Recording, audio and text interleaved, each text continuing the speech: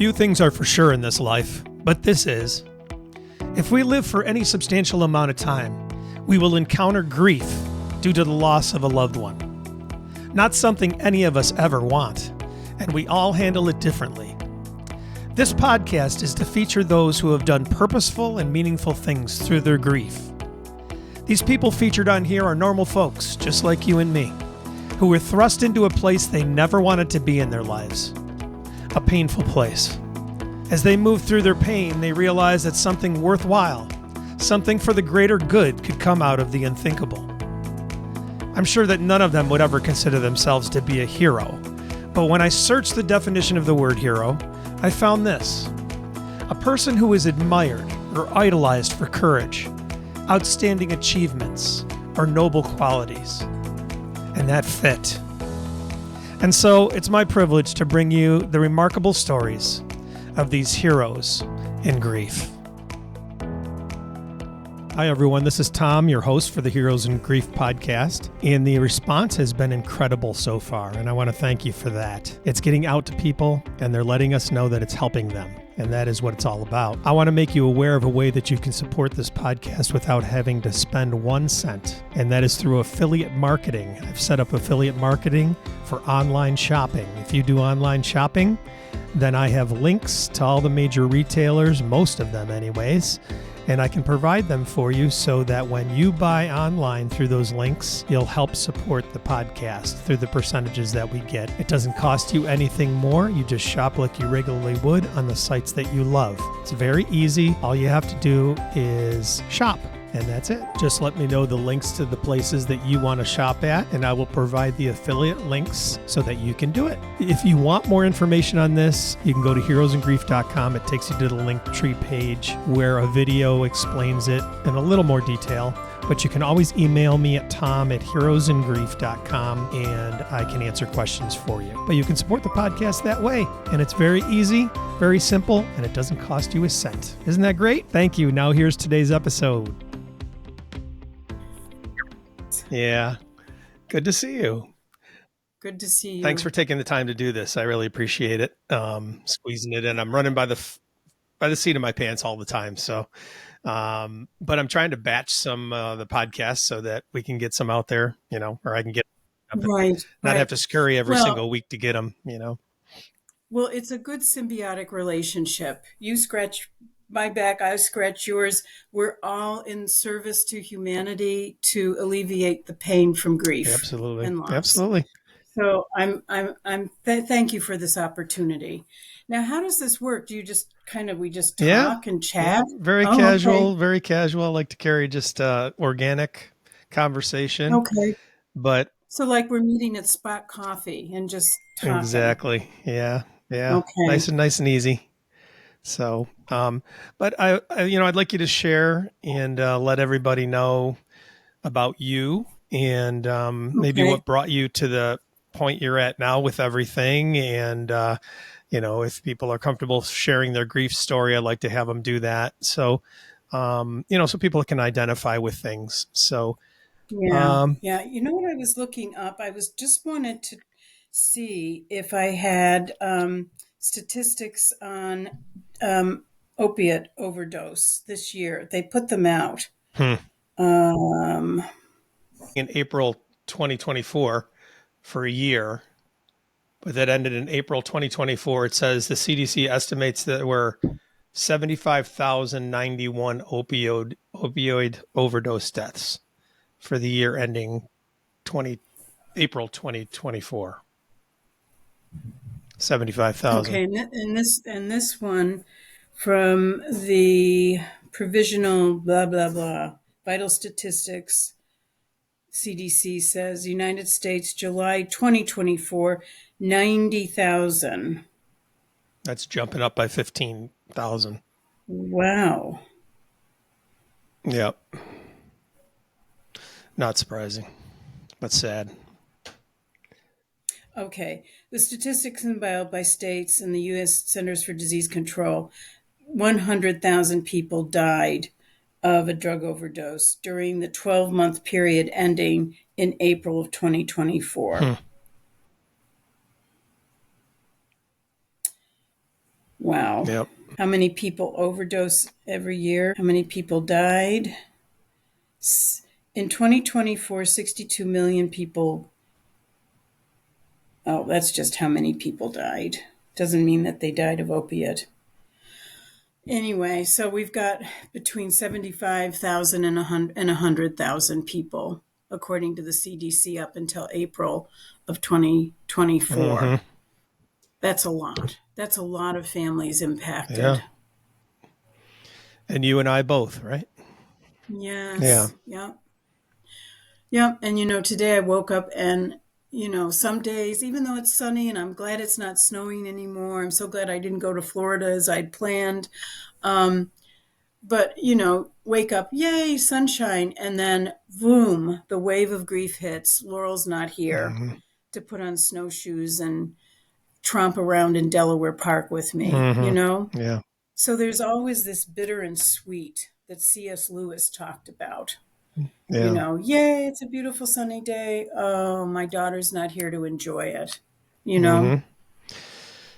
Yep. That's me with Bills season right now because Jeff and I were huge Oh, Buffalo Bills fans, and I still aw. drink out of And his Bills coffee cup every single morning. Yeah. that's Yeah. great. Yep. So Yep. Maury, we talked on the phone, so I know your story, but Mm-hmm. why don't you share and let the listeners and watchers know about you? Oh, are And we oh on? yeah, we're on. Yeah, we've been rolling the Oh, whole time. okay. Just do it. Okay. Yeah, we just roll into this. So yeah, why don't you tell people about you? And for you Western New York people, this is local. Maury is local here, so I'm always happy to bring resources to people here in Western New York. And you have some things available for everybody out there, so it's awesome. Yeah, let me just turn Mhm. down my phone now that I know we're on. Oh, good. No interruptions. I edited a lot too, so I'll get some of those things out of Uh-huh. there. I'll pull it all together Okay. quick, and even the beginning part or Okay. whatever, and always just start from wherever. But yeah, why don't you Okay. So fill you everybody in, and okay. let's hear about Maury. Okay. Well, I'm a convert to Buffalo. I moved here in 1970 when my parents got jobs at UB. And so, like a convert to a religion, I love Buffalo. I'm its biggest pom pom shaker. And if anybody says anything bad about Buffalo, the Bills, the weather, anything, they've got to contend with me because I love Buffalo. Its history, its beauty, that we're between two great lakes. It's just a great place to live, and it really is a secret. So I'm really happy to be here. Um, and life was going along pretty swimmingly. My husband and I married late and got pregnant late, trying to build a family. And I had two miscarriages. And then a stillborn little girl, Emma Louise, who died in gestation at 8 months. And we went through the whole ritual of a memorial service for her and her getting her ashes and everything. And we tried again, and we had a healthy, almost 9 pound baby girl born, Laurel Hope Elizabeth Reed, in 1995.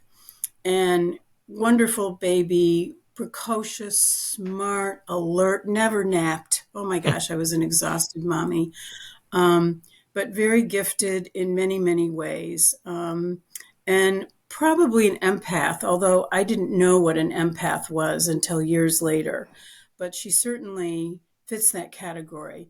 Someone who deeply feels for other people. I have a photo of her at her fifth birthday in our backyard. We had one of those little stand up pools, and one of her friends, Deja, was crying, saying, I can't go in the pool. I'm scared. I'm scared. And I got a shot of Laurel holding Deja's hands with her head cocked. And I remember her saying, It's okay, Deja. It's all right. Hmm. You don't have to do that. But if you choose, I'll be right next to you. So there was this deep, magnanimous empathy, sensitivity to living things, um, the last year before she died at the house where she lived with her fiance that my husband and I own, she had a big sign near the garage that said, Grasshopperville, do not mow. And she had little flags set up with names of different grasshopper streets. And she said, Mom, look, I've created Grasshopperville. And sure enough, there was tall grass and weeds, and there were grasshoppers jumping around. So she really had just an innate love of living things and an incredible joy of nature. One of the last photos her fiance took of her was at Letchworth in a field. She dragged him into this meadow, and you can just see the bliss and joy on her face. She's in her element. Butterflies. We raised butterflies for Tiff Nature Preserve for a few years. So just a wonderful child. But when she hit high school, things started to change, which often happens with mental illness. She was diagnosed as ADD. She was diagnosed with anxiety and depression. And the psychologist said, here's medication. And so as a teacher, when parents come to me, I want them to trust my professionalism, that I know what I'm talking about with an autistic child, et cetera. That's what I taught for 30 years. So we nodded our heads and we said, okay, what do? We want to get our daughter out of this mental pain she's experiencing. So they gave her a whole slew of drugs. And really, to make a long story short, I think it was too many drugs too soon. It addled and changed her still developing plastic brain. And she became kind of addicted to overdosing on her prescription drugs and drinking, which is rampant in my family. That's a genetic component we always talked about. Both sides of our family have alcoholism. So she was aware of that.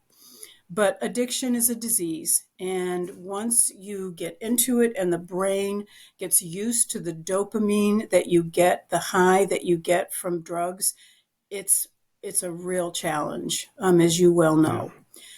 So many years of struggling to get her to the right psychiatrist, to get her medication adjusted. She had 2 overdoses. One which she died. She was walking to go to her work at Dunkin' Donuts in the Marshalls Plaza on Delaware Avenue. And I do believe there was a power, God, whatever you want to call it. There was an AMR ambulance sitting in the Marshalls Plaza in Delaware at 11 o'clock at night. She was walking in front of them. They're waiting for a call to go out. They're watching her, and down she went. She went into cardiac arrest because she had combined alcohol with her prescription drugs and possibly some street drugs. We don't really know. They were on top of her. They resuscitated her. They did CPR. They did the handles because her boyfriend was there. He was working at Dunkin' Donuts on Delaware, and he got a call from the person she was with, and he went running down. He said it was horrifying. So when I met her in the hospital, I said, honey, she had tattooed on her knuckles, no luck. And I took her hand and I said, you got to get rid of that.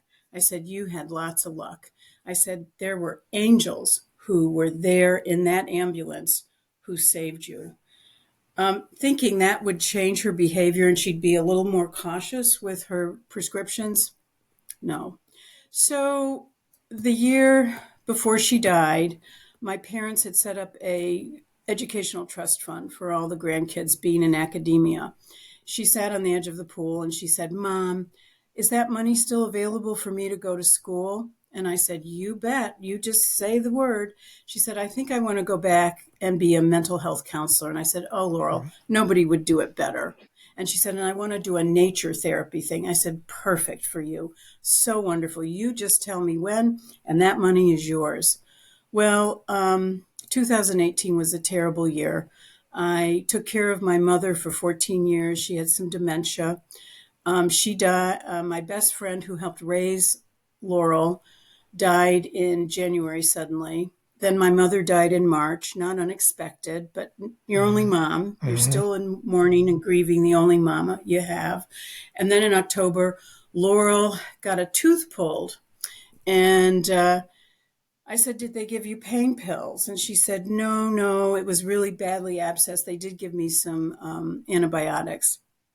And I said, what are you going to do when the pain starts? And she said, oh, I'll just up my gabapentin. I'll just up my clon. And I said, Laurel, don't do that. That just gets you into trouble. And I said, how about this? Mom will come get you and you can spend the night with me. We'll watch TV and you can sleep in your own bed. She said, Mom, it's date night. So guess who wins on date night? So the night went on. At some point, I guess, according to her fiance, she Ubered out because she didn't drive. She Ubered to a place on the west side where there was a known dealer. She got what she thought were 2 small blue tablets that were Lortabs. And she was one of the first, I think, in Erie County to die of tablets that looked like prescription drugs. He went to work. She took those 2 tablets when the pain got great, and she died. They were pure fentanyl. That was what killed her at age 23 in 2018 in October. So you go to bed thinking, I'll set my alarm, I'll get up. And suddenly there's my husband sitting next to me and telling me the words that, as a parent of a child who has substance abuse disorder disease, you never want to hear, but you're always kind of aware of the potential. And the thing that struck me was the worst that can happen to a parent has happened to me. I've lost my keeper, my angel on earth, my only child, who, was going to, I had so much more living to do with her. And I really would have loved to have seen how she would have developed, what kind of a person she was growing into, what fun that would have been.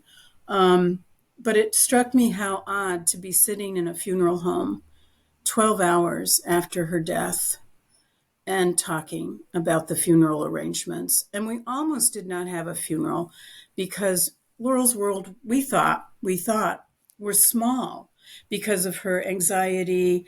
But when we had the wake, it was just incredible how many people showed up. The line went out the door and around the building, and people waited to hug me, hug John, and share stories. And some of the stories were just amazing. I had no idea how many people in her small world she touched. One of the stories was she was down on Niagara Street, and there was a woman who had been in high school with her, and they were both waiting at a bus stop, and it started to rain. It was cold. Laurel always had lots of layers on. This young woman didn't. And she said that Laurel swung off her jean jacket and put it over her shoulders. And Laurel's bus came in. Laurel ran for the bus, and the young woman said, wait, your coat. And Laurel said, nah, you need it. You keep it. That was Laurel. John and I would give her money. And if we were driving down Delaware Avenue and there was a homeless person, wait, Mom, wait, pull over. And I would have just given her $10 or $20 to go shopping at Target. She'd leap out of the car and give that person. And me, I'd say, Laurel, you don't know what that person is going to do with that money. He could be an alcoholic. He could be using it for drugs. And she turned, her mouth dropped, and she said, do you hear yourself, Mom? Do you hear yourself, what you're saying? And I said, oh, okay, you're right. Wow. So she had a huge, huge heart and so many wonderful stories that I still treasure about her magnanimous, soulful compassion in this world giving. She was amazing. She really was. So anyway, so what do? You've lost all your children. Your keeper on earth is gone. I was very angry at God. I said, that's it. There is no God. Forget it. I'm done. And I had 4 different support groups I could go to, my husband and I, and we did. We went to all of them. We just said, help, this pain is so searing. What do we do? So to be with other parents who were also grieving the loss of their children, just, helped us start to navigate this forever grief. And of course, those first 2 years are searingly hard. Um, but poor James had no place to. Oh, by the way, James has transitioned to Rachel. So Rachel had no place where she could go and grieve with her peers. And so, as a teacher, I started researching. There were really no non denominational groups for young adults who had lost many of their high school classmates to this horrible opiate overdose crisis epidemic we are having in the United States and have had since 2015. So eventually I decided we needed a grief center here in Buffalo that served children, families, and adults. I flew out to the Dougie Center in Portland, Oregon. They're the big name in international and national grief. Yep. They've opened up helped to support 500 or more grief centers in the United States with this peer model where people who have experienced the same kind of grief you have or loss are the people who are facilitating the support group. So I also help facilitate at Save the Michaels, which is a wonderful nonprofit in Buffalo, New York, that serves grieving parents, supports people who are seeking to go into rehab. They will drive a person wherever there's a bed in New York State to get the help they need. They also have a satellite up in Lockport that is just tremendous. Save the Michaels is a wonderful, wonderful charity organization supporting families and people who have the disease of substance abuse disorder. So I said, I'm opening up a grief center. And in November of 24, just this past November, we opened up a grief center in Tonawanda. We rent space from a church called Kenilworth United Church of Christ. They heard our mission. They opened their doors and said, come on in. So we run programs the first and third weeks of every month. On Mondays from 6:30 until 8 o'clock, we have adult groups. And we're trying to get a men's group because men grieve differently. Mm-hmm. My husband is a totally different griever than I am. Yeah. So we want a men's group, adult group. We already have a just general group made of women and men talking about all kinds of grief. But eventually, when we get enough people, we'd like to break into distinct groups for suicide, for parents of opiate overdose. We're even going to eventually have a pet grief because we've all decided that our four-legged furry family members, we love them just like we love anybody else in our family. And there's a tremendous amount of grief that goes on when you lose one of your furry family members. So we want to have groups that support all types of grief. We are going to have an LBGQTA group starting soon in the spring because there are so many people who are being shunned by their family members when they transition or when they come out as being gay or lesbian. So we want to support those people too. That's part of our mission, is to support marginalized groups. We want to have a satellite on the east side and on the west side with translators in Spanish and other languages. So that's big picture. But right now we have the adult groups on Monday nights, and then on Wednesday nights we have the children's groups.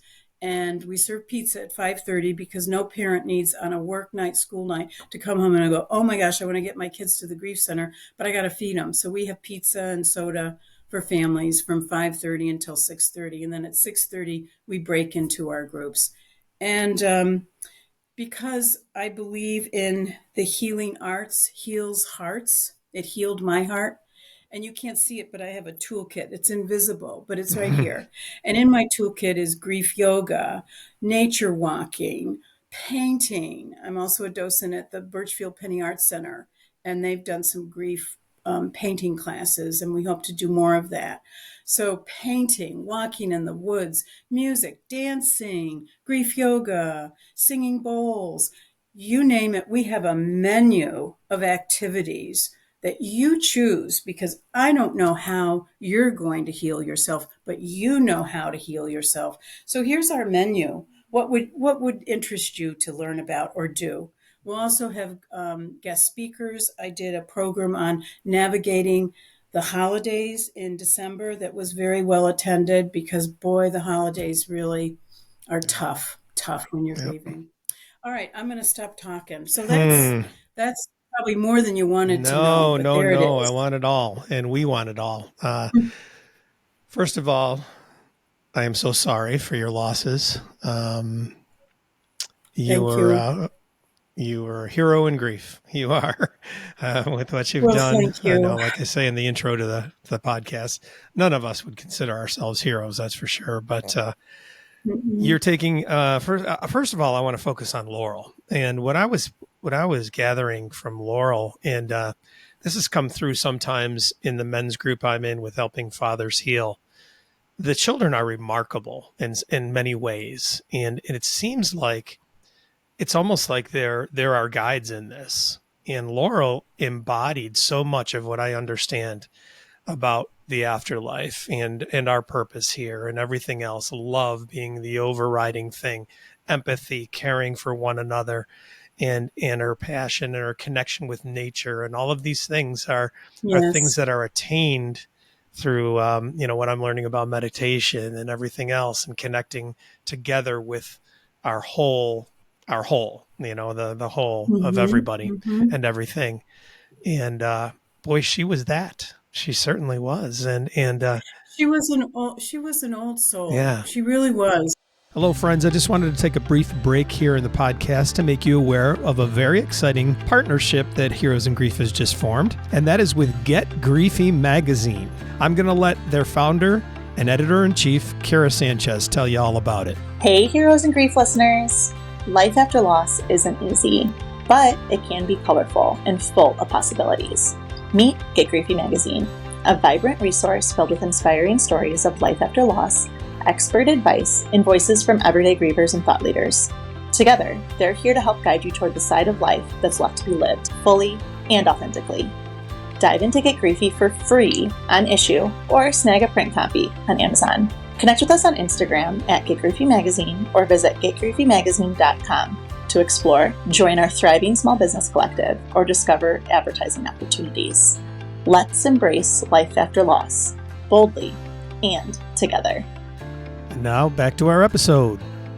And the Hindus, and I think the Jewish people, believe that souls choose their mother, come down, and so I'm honored to have been her mom.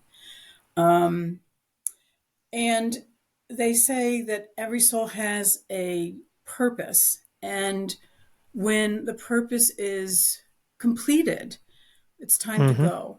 So in some of my dark grieving moments, I think about that. I think about all the people who came and shared stories about her love of humanity and what a great citizen of the world she was at 5 years old already.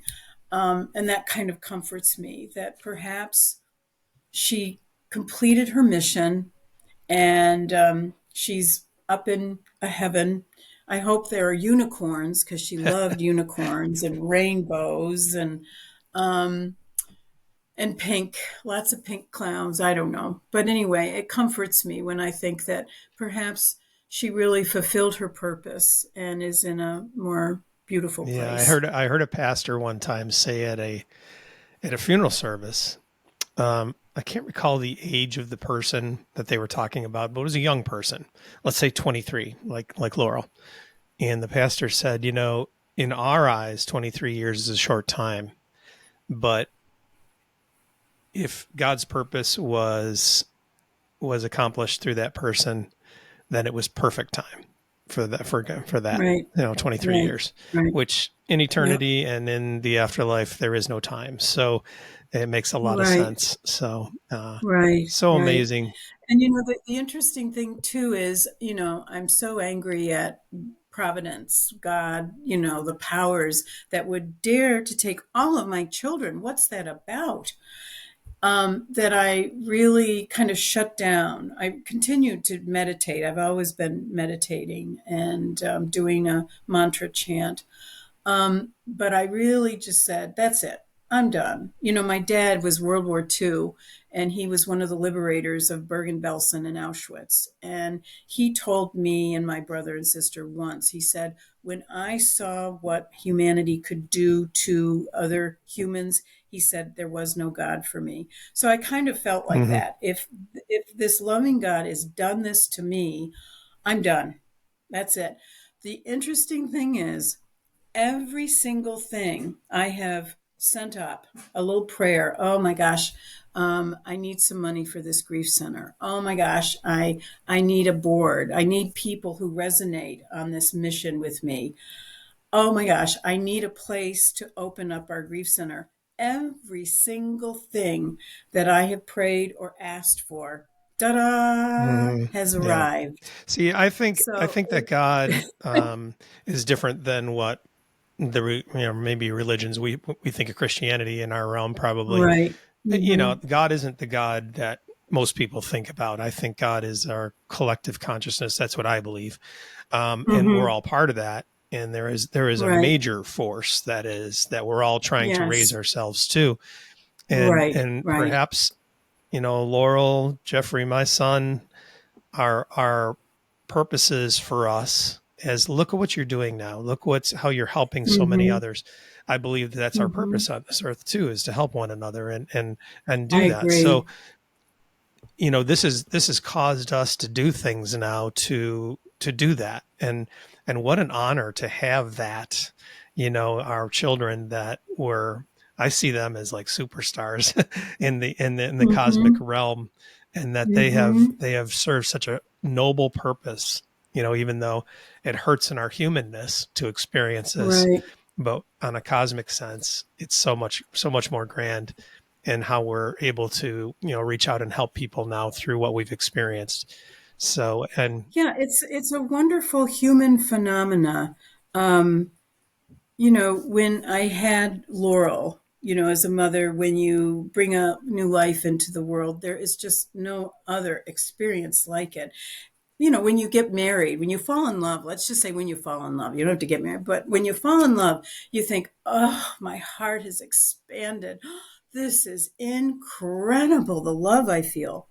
And then you have a baby. Oh my gosh, I can't even believe that my heart can expand even yes. further. And you wouldn't think that the loss of a loved one, that your heart would expand like one of those, I see them, they're getting ready for Valentine's Day, those hearts that have the tissue paper Mm-hmm. expandable heart inside that you hang up over the dining room table or Yeah. whatever. That's what has happened to my heart. It has expanded exponentially in love and compassion. I cannot help myself. I can't help Mm-hmm. myself. I just want to serve people who are experiencing the pain and the mourning and the sadness of loss. I want to help them through their journey. I want to help them develop their own personal toolkit, because let's face it, I'm going to be missing and grieving my daughter until the day I die. Absolutely. So I need to have a toolkit that helps me on those days where I'm hit by gentle waves of grief, or on those days, and you never know when they're going to happen, when that tsunami, that huge wave knocks you down and you can't get up. You can't come up for breath. So I want to help people with that. I can't take away the pain.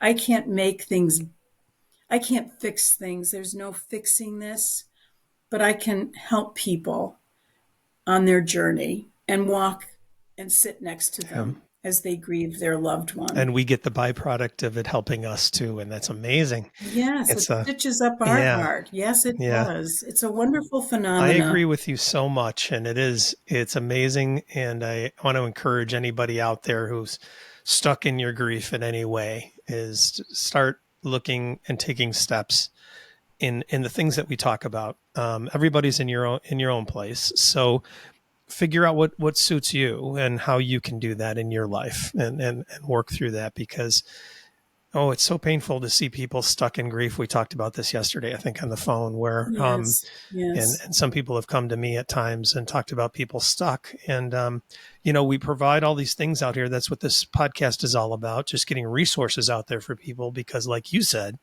there's something for everybody, no matter what your lifestyle is, no matter what your the things that you like are, everything. There's something to help you along the way, and we can provide those things for you if you want to know what they are. If you're looking for something, please reach out, because that's what this is all about, providing resources for you so that you can get the help that you need in the context of your life and who you are. So I love what you're doing. I'm glad we got acquainted, and I'm sure we're going to have Me too. a pretty tight relationship here. That's amazing. Me too. But well, we're in the same. We're on the same mission.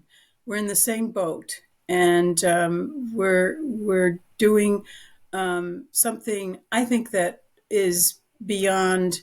I truly believe there's some sort of divine manifestation. I don't know what. I don't understand it, but man, I'm going to go with it. This is our role. It's our role now. Yeah, it really is. That too. When what happened with me was, I was a full-time musician here locally, award-winning musician even, and full-time. I did music. I worked in nursing homes during the daytimes. I played over 50 facilities here in Western New York on a regular basis.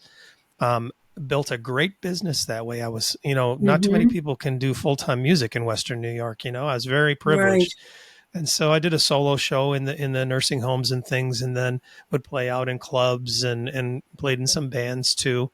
And of course, it's a passion of mine, and I love it. Who could have ever thought? Here I am making a living playing music, and so amazing. Right. And then when Jeff passed, I've had little desire. Well, it's just grown a little bit recently, but for 2 years, I haven't touched my guitar. I haven't sang anything. And people can't understand that. And all I knew, and I didn't recognize exactly where it was going to go or what it was going to be. But early on, and I said to Judy, I said, I just want to help people. And I didn't even know how that was manifesting in me at the time.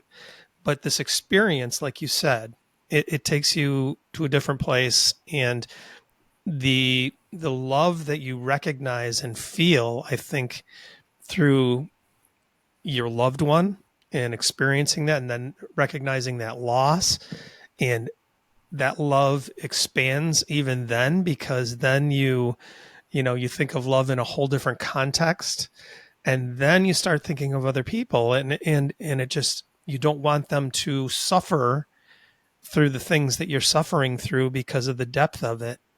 And so I didn't really know how it was going to manifest itself, but I certainly knew that I didn't, that's what I want to do. And this is what I want to do. Mm-hmm. And I think it's still growing, which is exciting, but I agree with you too. I never knew the depth and the expansiveness of love, and really what it's going to go on, and there's no limit to it, which is very exciting. And all those people who come back from near-death experiences and things, they talk about the love. They always talk about the love, and that there was so much love that they couldn't explain it, and you can't explain it. So that is a central portion of who and what we are and what we're supposed to be doing.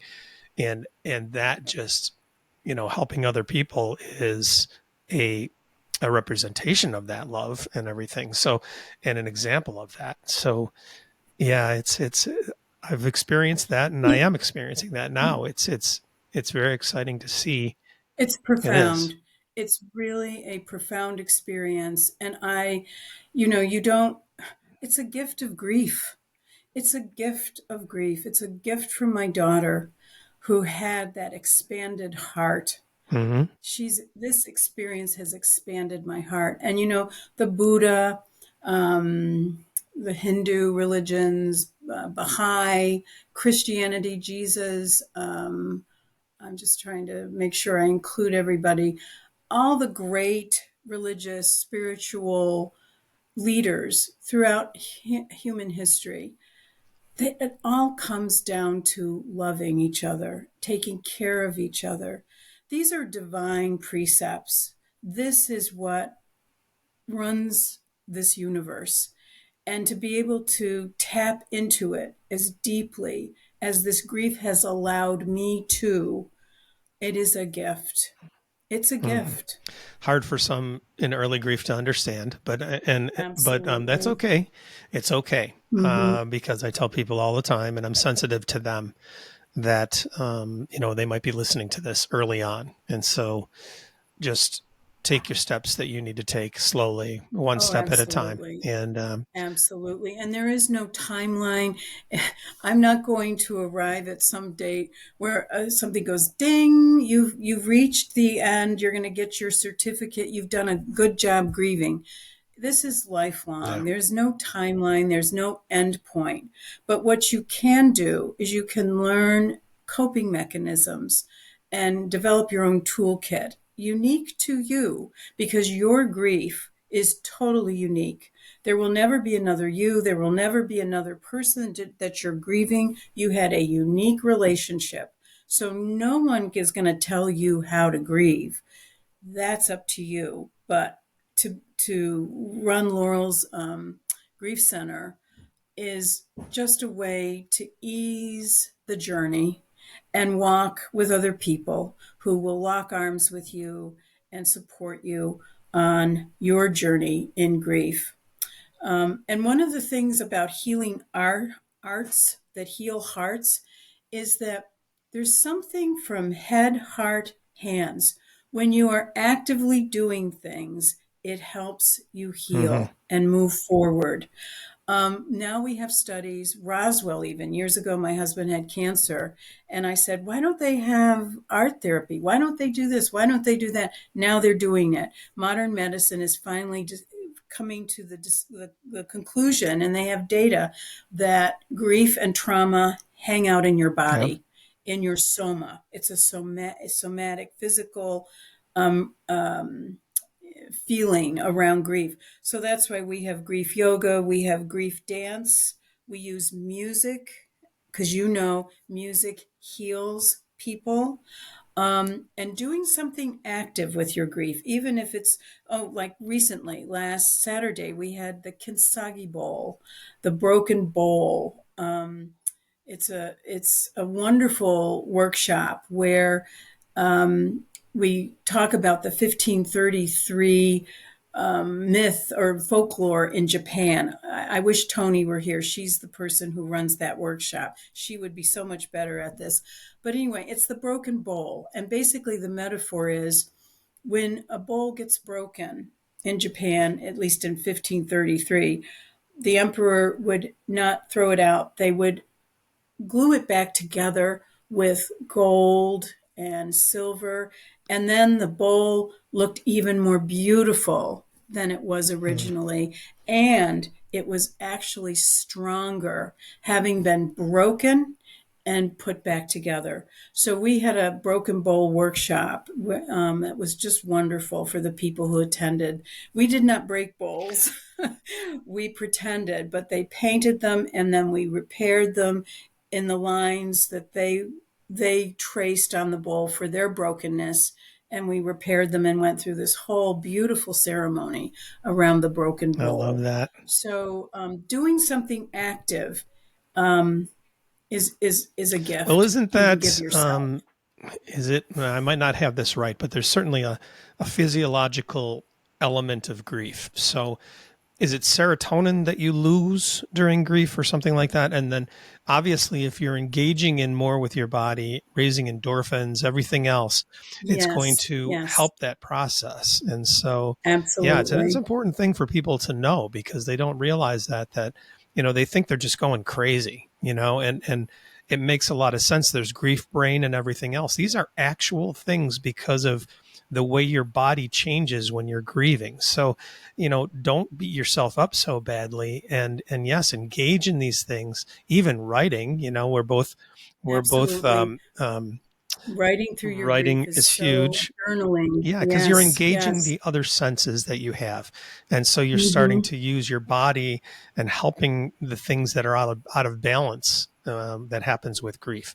But yes, there's definitely a physiological issue with grief and what's happening in your brain and everything. So don't beat yourself up. Forgetting things, everything else, that's all normal. And it's all because of this that's happening. My house is much less organized than it used to be. I've lost that part of my brain. I just am not the organized person I used to be, and I can't get it back. And I've just accepted that part of my brain is gone. And there are other little parts of my brain that are gone too. And we do know, and when I train my facilitators, and we're going to have another training in March, if anyone's interested in volunteering with us, we need greeters, we need people to come in and help in our groups with children. We have we're all volunteer. Nobody gets paid. We're all volunteer. Where was I going with that? Oh, we educate people in the Dougie method out of Portland, Oregon. And we talk about being grief-informed and trauma-informed because grief is a form of trauma. Here's a story for you. When my husband and I were attending those 4 or 5 support groups, that's what we did at night for the first year after Laurel's loss. We went to support groups and we had to be with other people who knew what we were going through. And there was an article in the paper about this one support group. And that week, people just came pouring in. We had to get more tables and chairs. And we all got settled in and we're starting to talk. And up the ramp at the church where we were holding these meetings came 2 women. And both of them looked like they were much older than they were. One was at the walker, one had a cane. They sat down and we gave them the floor. We said, "You're new, go ahead, you speak." And their stories were very similar. They had lost their children 20 years before and had been told by their family and their significant others, their husbands, to put away all the photos, to never mention the children again. It was too painful. And so what they did is they repressed their grief, and it went inside and caused dis-ease. And they had multiple physical maladies and problems. And a light bulb went off for me. I said, wow, you better take care of your grief. You better figure out ways to cope with this, or else you might be like these ladies, And while I had compassion for them, it was kind of like, yikes, trauma can cause dis-ease. And now we know that. So doing something active for yourself, whether it's writing, art, music, dancing, getting out, taking a walk every day, it can be very simple. But having that toolkit that you develop is really important. Yeah, you talked about too the peer-to-peer aspect. Yes. And I always tell people in grief, I mean, certainly there are cases where professional help is certainly needed, and you certainly should seek that out if you are in a dangerous spot for whatever reason. But peer-to-peer help, and I don't say counseling, but it's peer-to-peer help, and being a grief friend for somebody can be as powerful or more effective in some cases for people. So I don't want, it's hard to talk about it. I don't want to sound wrong in it. I think there's places for therapy and things like that too, but a peer-to-peer person. I'm still in therapy. I still have a grief counselor. Yeah. I don't know when that will go away. I still need that one-on-one with a therapist. But a peer-to-peer person could be that for somebody too. And you may connect that way where you don't need the other steps and things like that. And so just making people aware of that too, because some people are like, oh, well, what's your qualifications? And one time I sat down and I said, well, I'm an experienced griever. Okay. I lost my dad. I lost my mom. I lost my grandparents. I lost my brother-in-law. I lost a sister-in-law. I lost a brother. I lost a son. I lost a nephew. Do I have to give you more? Right. So, and then we do have a little training. I mean, both you and I are grief educators from David Kessler. Yeah. Through and David things Kessler. Like that. Yes. And so right. There are some things that some tools, like you said, they're tools that we use. Basically, it doesn't make us a therapist or anything like that, but it helps us to be able to navigate some courses of action with somebody as we're there with them and as we're being their grief friend. So, seek out what you need to out there. If you're listening, watching, and seek out what works for you, and don't stop seeking either, because maybe it's not the right thing right away. Don't give up. Too many people give up and say, "Oh, that didn't work," so it's not going to work ever. That's not true. It's just not true. You got to keep seeking it out and keep trying, even if you're with a professional. Perhaps you don't gel for some reason, so it's okay to find another professional. It's okay to do that. So, great tools for people. It's amazing. So, Mauri. And grief evolves. Grief evolves as you evolve through your life, all the different stages. I recently talked with a young woman who had lost her father when she was a child, and she said, I thought I was doing really well, but now that I'm engaged and going to be married this summer, she said, I'm really right back in my grieving about my dad. She said, because now he's not going to walk me down the aisle. So, grief waxes and wanes, and it comes back, and sometimes it hits you hard. Sometimes you're going, gee, this holiday I did okay. I was able to put up some decorations, and I couldn't do everything I used to do, but I'm doing okay. And then the next Christmas, something triggers, or a holiday, whatever, triggers something, and you go, wow, this is really tough. So that's the waxing and waning and the waves of grief that come with this journey that we're on. And it's all right. It's all right. You're not crazy out there. You're not crazy.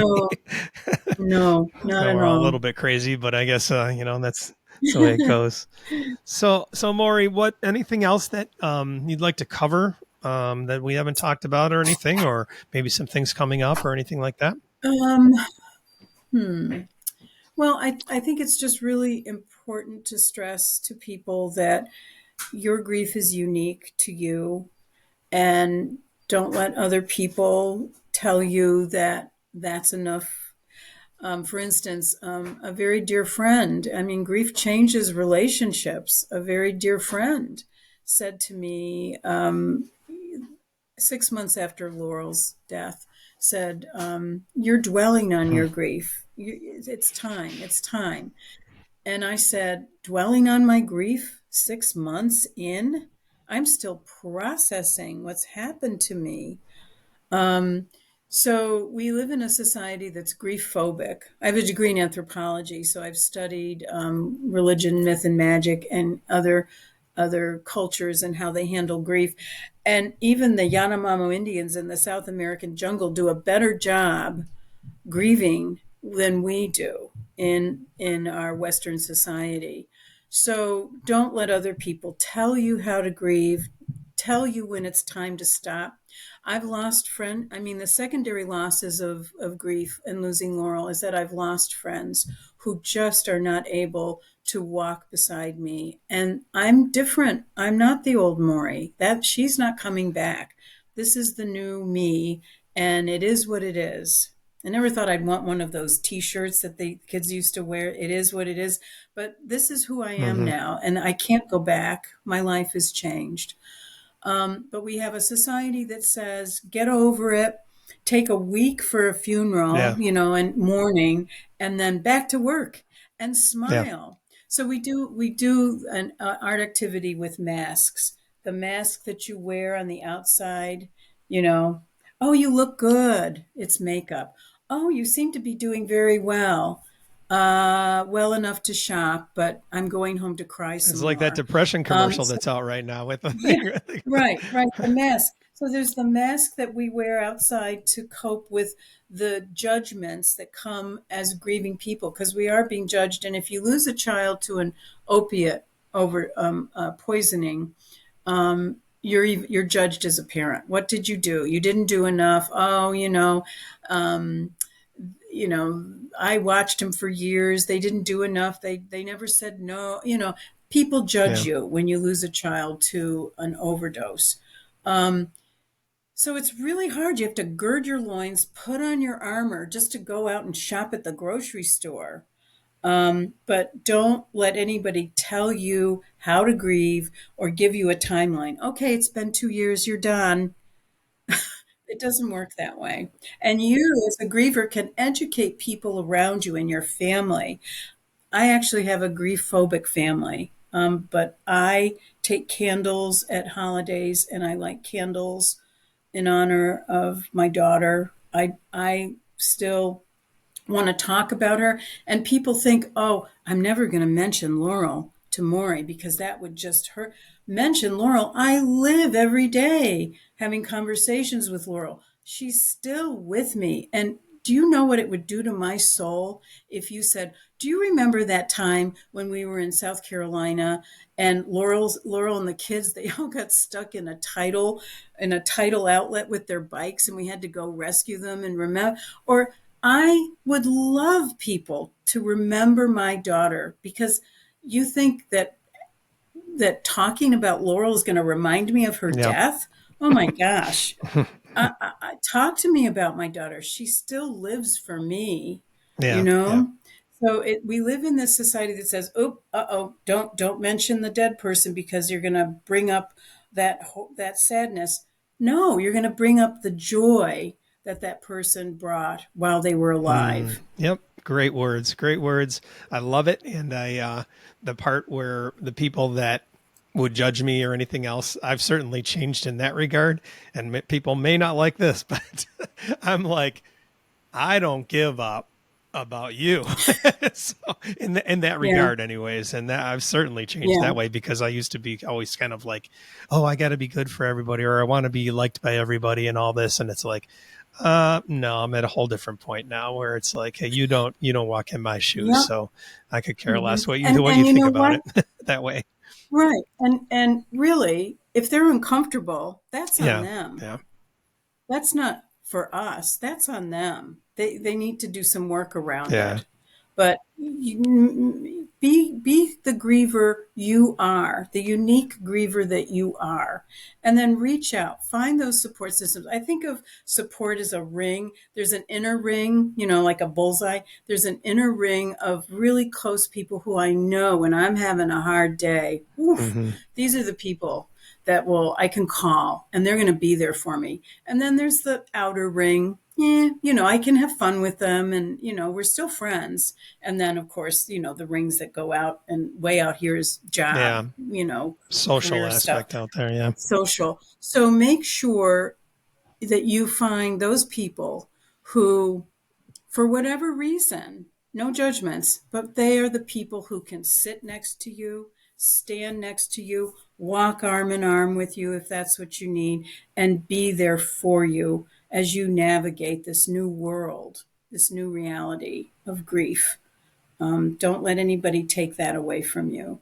But your support system may shrink, and you may boil it down to just 5 people, 4 people who really can walk with you. And that's okay. Yep. Excellent words. Let's close on that, Mauri. Thank you so much. Okay. And You're very welcome. It's Laurel's Grief Center, and it's Laurel's Love Center, Laurel's Grief Center at gmail.org. Also on Facebook and Instagram. Check us out. We have we're going to be doing memory hearts in February in a couple weeks on a Saturday. Once a month, we have grief yoga. A memory heart, you can bring clothes or a piece of fabric that was special, and we're going to make little, you can do wooden hearts, or we're going to do little stitched hearts or glued hearts if you're me. I'm not a good stitcher, but I'll glue my heart. Just a little keepsake around Valentine's Day, because Valentine's Day can be hard. So we're going to make these little memory hearts. So check it out. And singing bowl meditation in March, which I'll be leading. Beautiful. So I hope you will reach out and find the support where it fits for you. And you don't have to grieve alone. Absolutely. Suffering is optional. You don't have to suffer. Pain, yes. Suffering, no. Thank you for this opportunity, Absolutely. Tom. And we're going to have all the links to everything in the show notes. We say that, so you can find them there at any time. All right. So thanks, Mauri. And I'm sure we're going to be in touch very soon again. So Go Bills. Yay, go Bills. Recording this just before the AFC Championship game. So in case you're wondering out there. All right. And thanks. And we'll be talking soon. I know that. Okay. Stay you warm. Too. Okay. Bye. Thank you for listening to the Heroes in Grief podcast. If you'd like access to any of the links that we discussed in today's show, you can find them in the show notes. There's also a link there to support the podcast if you care to. And there is an email link for me there. I'd love to hear from you and your ideas about the show or what you thought about the show. You really can help out this podcast to get to more people if you subscribe, rate, or review it in whichever way your platform provides. Each week, Heroes in Grief is released on Sunday, so look for new episodes there. Thank you again for listening to Heroes in Grief.